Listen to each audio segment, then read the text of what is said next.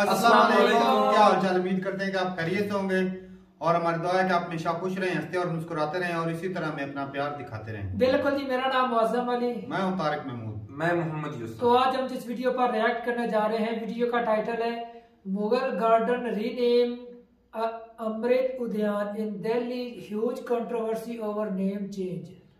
तो देखते हैं जी, बहुत सारे शहरों और रेलवे स्टेशन का भी नाम जो है वो चेंज करने की डिमांड की जा रही है।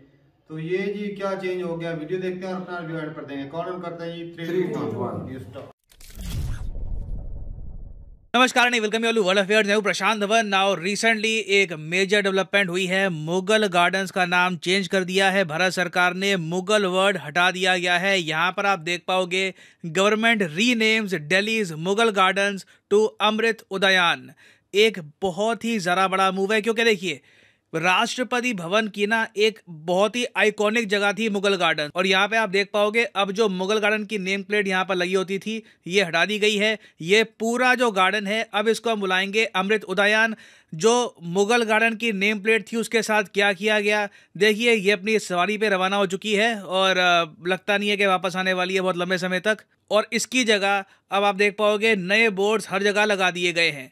ना यहाँ पे आप एक क्वेश्चन पूछ सकते हैं कि ये काम तो पिछले 7-8 साल से लगातार हो रहा है। मुगल एम्पायर की निशानियां जहाँ भी थी उनको रिमूव किया गया है, नाम बदले गए हैं। फॉर एग्जांपल 2015 में अजमेर में एक बहुत ही फेमस फोर्ट है अजमेर फोर्ट, इसको एक टाइम पर कहा जाता था अकबर का किला। 2015 में नया बोर्ड लग गया यहाँ पर, अब इसको हम अजमेर का किला कहते हैं, अकबर नाम उड़ा दिया गया।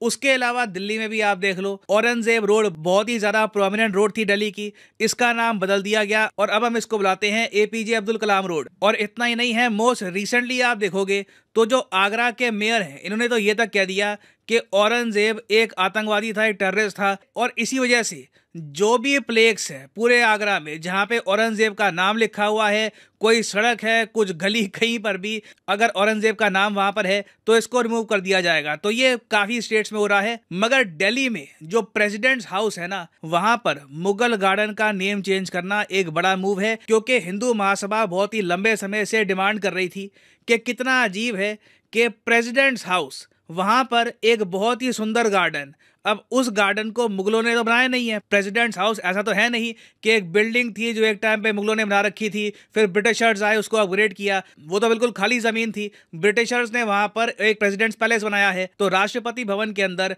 जो गार्डन है उसको हम मुगल गार्डन क्यों कहते हैं? देखिए इसके पीछे इंटरेस्टिंग हिस्ट्री है।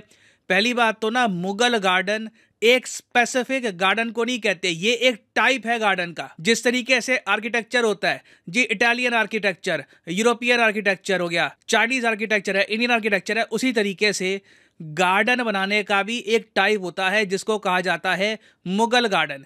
ऑब्वियसली इसकी शुरुआत करी थी बाबर ने। जब बाबर उज़्बेकिस्तान से भारत में आया तब इसने पर्शियन जो स्टाइल है गार्डन का उसको कॉपी करके एक यूनिक टाइप का स्टाइल बनाया मुगल गार्डन के नाम से। और मुगलों ने उसके बाद मुगल गार्डन्स इंडिया के, नॉर्थ इंडिया के काफ़ी इलाकों में बनाए। फॉर एग्जांपल आज भी आप देखो तो निशात बाग आपको मिलेगा दल झील के पास, ये भी एक टाइप का मुगल गार्डन है। और वेरियस लोकेशंस पे जहां भी आपको मुगलों की बिल्डिंग मिलेगी वहां पर मुगल गार्डन भी होने के चांसेस हैं। और एक चीज आपको कॉमन मिलेगी मुगल गार्डन्स में, पहली बात तो विभिन्न टाइप के फ्लावर्स हैं, उसके अलावा पानी का ये लोग काफ़ी यूज़ करते हैं। पानी का कोई फुवारा होगा, पानी एक तरीके से आप कह लीजिए सेंट्रल लोकेशन पे होगा पूरे गार्डन के। यहाँ पे फॉर एग्जांपल राष्ट्रपति भवन है, ये आपके सामने अमृत उद्यान, जो वैसे इनिशियली ओरिजिनली अगर मैं कहूँ 1929 में जब राष्ट्रपति भवन को बनाया गया था ब्रिटिशर्स द्वारा, उस वक्त मुगल गार्डन का जो आइडिया है ना उसको थोड़ा बहुत यहाँ पर इन्होंने अप्लाई किया। हालांकि ब्रिटिशर्स ने खुद की जो टेक्निक है गार्डन्स की वो भी यहाँ पर डाली थी। इसलिए ना राष्ट्रपति भवन को 100% मुगल गार्डन आप कह भी नहीं सकते, ये एक टाइप का नियो मुगल गार्डन है, क्योंकि इसमें नई टेक्निक्स भी ऐड करी गई। और इस गार्डन को डिजाइन किसने किया था? एडवर्ड लुटियंस ने, बहुत ही फेमस आर्किटेक्ट है, इंग्लिश आर्किटेक्ट। दिल्ली में बहुत सारी बिल्डिंग्स इन्होंने ही डिजाइन करी थी। अब आप पूछोगे कि इस गार्डन के नाम चेंज करने की डिमांड क्यों आई? देखो इशू यहाँ पर यह है कि ओवर द ईयर्स ना ये मुगल गार्डन में बहुत सारी चीजें ऐड हुई हैं, जिससे अब ये एक प्रॉपर मुगल गार्डन रहा नहीं है, तो इसका नाम चेंज करने की भी डिमांड आई है। फॉर एग्जाम्पल, भारत के जो लास्ट गवर्नर जनरल थे सी राजागोपालचारी, इन्होंने एक ट्रेडिशन स्टार्ट करी कि मुगल गार्डन के छोटे से एरिया में ना गेहूं भी उगाया जाएगा, वीट की भी कल्टीवेशन होगी।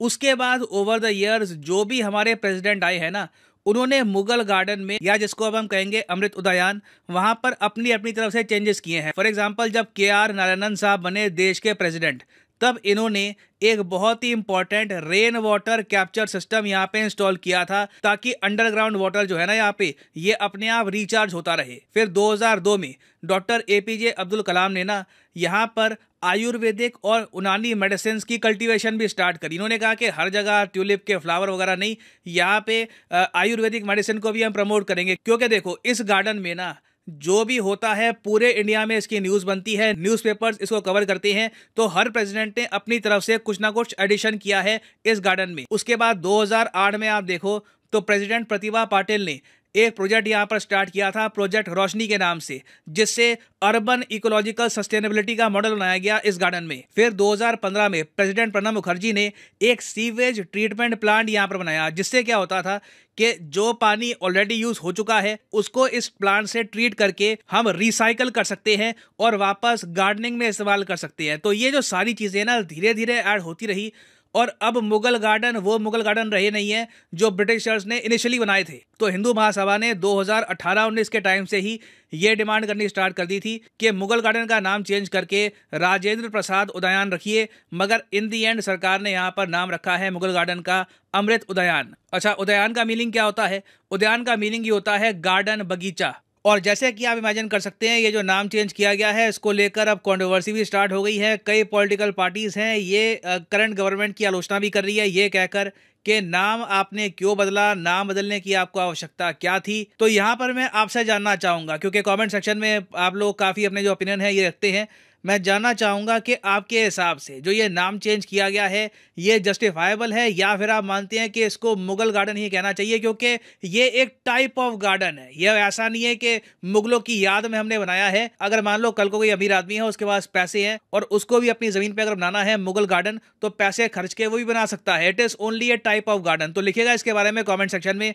मैं जानना चाहूँगा आपका ओपिनियन कि क्या आप इस मूव को सपोर्ट करते हैं या फिर आप मानते हैं कि ये सब करने की आवश्यकता थी नहीं। और हाँ, अनअकैडमी के कोर्सेज पर चल रही है अभी मैसिव सेल। तो अगर आप किसी भी एग्जाम की तैयारी कर रहे हैं, आपको 10% की जगह 20% डिस्काउंट मिल सकता है लिमिटेड टाइम के लिए। तो कमेंट सेक्शन में जाओ, यहाँ पे आपको ये बहुत सारे लिंक्स मिलेंगे। फॉर एग्जांपल, लेट से आप प्रिपेयर कर रहे हो बैंक एग्जाम के लिए, तो जो बैंक एग्जाम सब्सक्रिप्शन का लिंक है, इस लिंक पे यहाँ पे आपको करना है क्लिक, और उसके बाद यहाँ पे आप परचेज कर सकते हो the course of your choice. मगर जो प्राइसेस यहाँ पर लिखे हैं ये पे करने की जरूरत नहीं है। सिंपली कोड डालोगे अगर यहाँ पर PD10, तो सीधा आपको 20% डिस्काउंट मिलेगा। ये डिस्काउंट यूजुअली 10% का होता है, मगर आजकल एक मैसिव सेल चल रही है तो आपको मिल रहा है एक 20% का discount. So use the code PD10 and save money. So इसी नोट के साथ ये है वीडियो का अंत। Thank you for listening and as always God bless you all.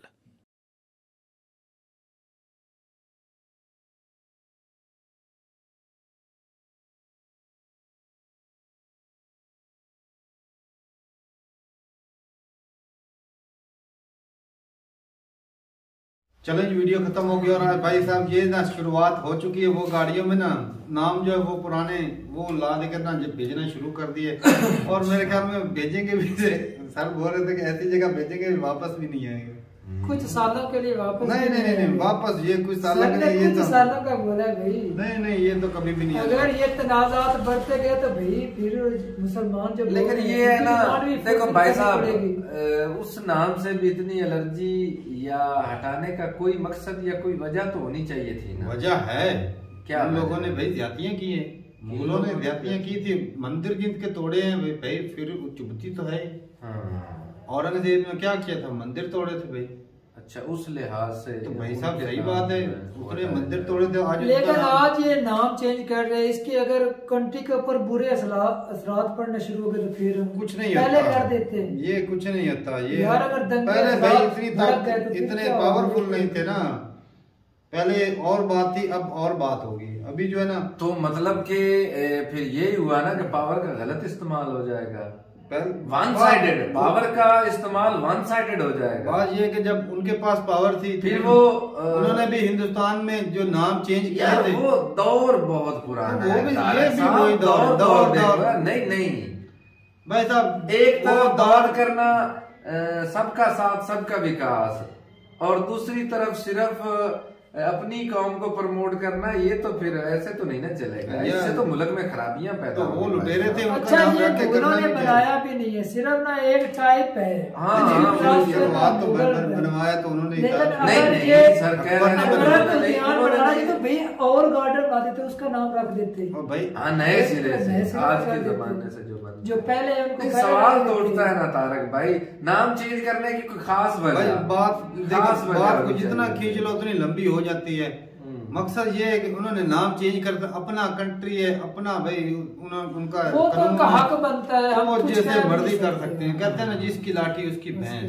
नहीं वो अभी जो अपना कंट्री है तो वो लोग भी तो उनके अपने, मैं बताता हूँ कुछ अब जो पार्टियां उनके अपोजिशन वाले बातें उठाएंगे, मुसलमानों को भड़काएंगे, ये जी मुसलमानों का नाम है वो चेंज हो गया। लेकिन ये भी तो पॉइंट ऑफ व्यू देखे ना, एक जी पहले तू फर्ज कर तुम यहाँ पे मुसलमान रह रहे हो, ठीक है, ऊपर से कोई हिंदू हमला करता है, वो तुम्हारी मस्जिद तोड़ के तुमको कन्वर्ट कर देता है और इधर वो राज करता 300-400 साल हुकूमत करता है। फिर जी कई बड़ी सदियों के बाद तुम जो मुसलमान है वो जागते हैं, तो वो क्या करेंगे? जो अपना पास था उसको वापस लाने की कोशिश करेंगे कि नहीं करेंगे? उसके बाद भाई अपने हाल में भी तो इंग्लैंड वालों ने भी तो हुक्मरानी की है, उसके बाद 75 साल हो गए तो 75 साल नहीं फैलाई गई जो आज फैलाई जा रही है, ये भी तो देखो ना मेरा भाई। अच्छा गार्डन का छोड़ दो, जो मस्जिदें हैं मतलब कि जो रोड है या जो रोड है उसके भी नाम तो चेंज किए जा रहे हैं, जो मुगलों के नाम पे वो चेंज होंगे भाई। यार मुगलों के नाम से हटकर भी कोई मतलब के मुगलों ने किए ही नहीं है, मुगलों तो कितने साल गुजर गए उनकी, वो गए मट्टी हो गए भाई, खत्म हो गई यार। तो भाई साहब अब उनका नाम चेंज हो गए, ये देख ले अपना देख ले भाई साहब, यार चेंज होने का अपना देख ले। जिस चौक पे शहीद भगत सिंह को मतलब भगत सिंह को दी गई थी फांसी, और खुदा का ना ही बढ़ा जाए तू बड़े दिन होर बाजार ही को नहीं लभदा।